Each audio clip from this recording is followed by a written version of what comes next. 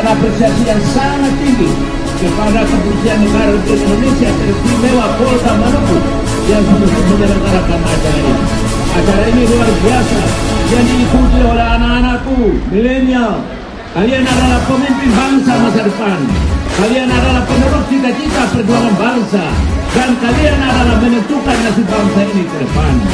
Bung Karno, Presiden Republik Indonesia yang pertama, mengatakan, berikan kepada saya 1000 orang tua, maka saya akan mencabut gunung Semeru dari akar-akarnya.